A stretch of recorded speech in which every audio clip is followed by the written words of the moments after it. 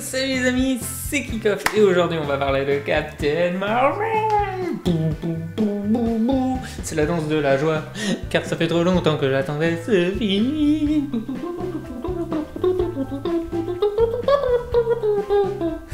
Et ça y est, il est sorti, je l'ai vu avec un peu de retard.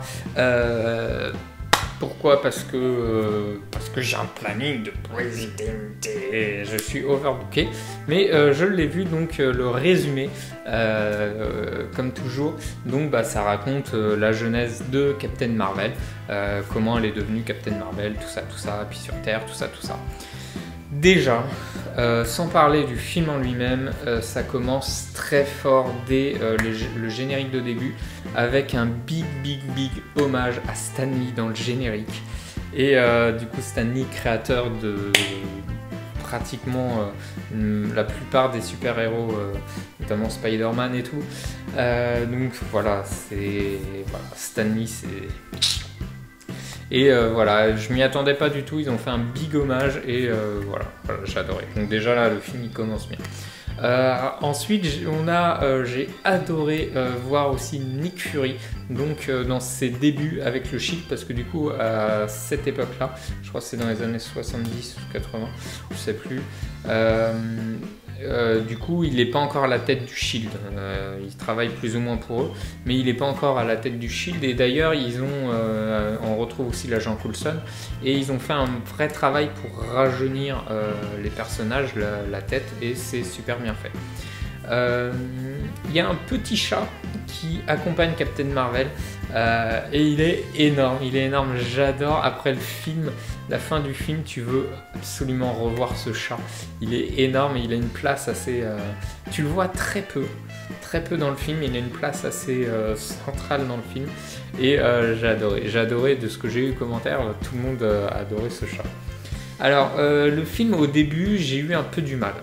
J'étais grave perdu, car tu comprends pas tout, c'est trop brouillon, c'est trop mélangé. Quand il t'explique des petits morceaux comme ça, répartis dans le film, du coup, au début, t'es là, tu cherches les liens, mais pourquoi, qui c'est, qui vient et tout. Donc, voilà, j'étais un peu perdu, j'étais pas dans le film parce que j'essayais de comprendre et j'y arrivais pas. Et puis, j'ai un autre gros souci sur ce film, c'est que ce film est là pour faire le lien entre le début de l'univers avec Iron Man 1 et la fin avec Avengers Endgame. Et ce film du coup fait le lien entre tous ces films-là.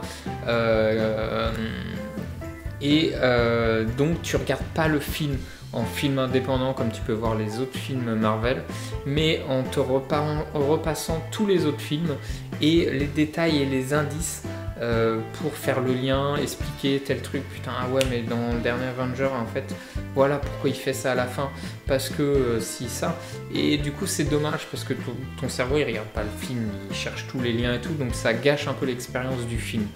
Après on retrouve quand même bien l'ambiance Marvel, c'est très coloré, t'en prends plein la goule, c'est un très bon film, mais il y a quand même ce petit côté dommage que je viens de citer, donc voilà.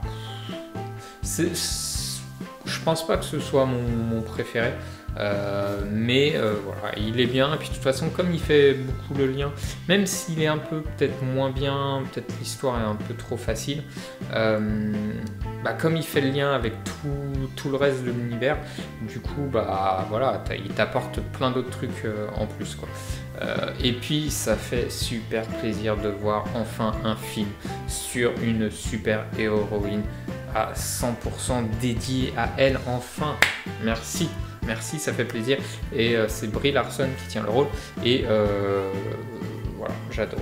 Donc je donne une note de 4, parce qu'il n'est pas parfait non plus, vous l'aurez compris, et oui, je ne donne pas tout le temps 5 au film Marvel, oui, désolé. Donc voilà, dites-moi vous en commentaire ce que vous en avez pensé. Maintenant j'ai hâte, dans moins d'un mois, ouais c'est ça, dans moins d'un mois, la Avengers Endgame, là j'ai trop hâte les amis, et commentez, likez, partagez, moi je vous dis à la prochaine pour une autre vidéo les amis, bye bye.